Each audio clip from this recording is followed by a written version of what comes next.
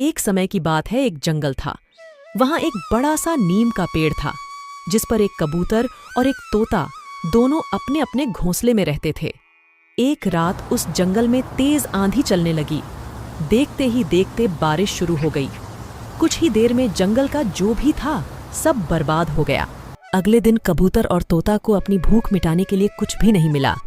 तभी तोता ने कबूतर से कहा, हम इतने प्यार से इस जंगल में रहते हैं, लेकिन अब हमारे पास खाने के लिए कुछ नहीं है।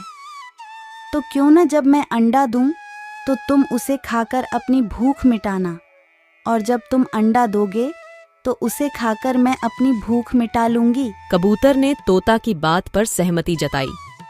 संयोग से सबसे पहले कबूतर ने अंडा दिया और तोता ने उसे खाकर अपनी भूख मिटा ली।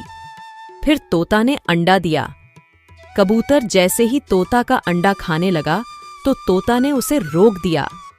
तोता ने कहा, तुम्हारी चोंच साफ नहीं है, तुम इसे धोकर आओ, फिर अंडा खाना। भागकर कबूतर नदी के किनारे गया। उसने नदी से कहा, तुम मुझे पानी दे दो, मैं अपनी चोंच धोकर तोता का अंडा खाऊंगा। नदी बोली, ठीक है, पानी के लिए तुम एक बर्तन लेकर आओ। अब कबूतर जल्दी से कुम्हार के पास पहुंचा।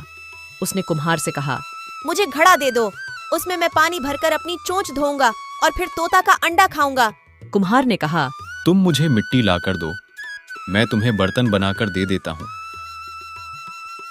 यह सुनते ही कबूतर धरती माँ से मिट्टी मांगने लगा।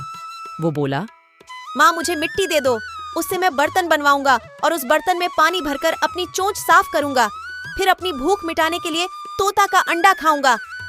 धरती माँ बोली, मैं मिट्टी दे दूंगी, लेकिन तुम्हें खुरपी लानी होगी, उसी से खोदकर मिट्टी निकलेगी। कबूतर लोहार के पास पहुंचा।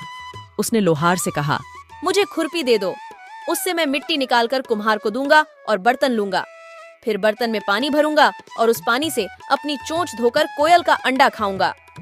लोहार ने गर्म गर्म खुरपी कबूतर को दे दी। जैसे ही कौवे ने उसे पकड़ा, उसकी चोंच जल गई और कबूतर तड़पते हुए मर गया।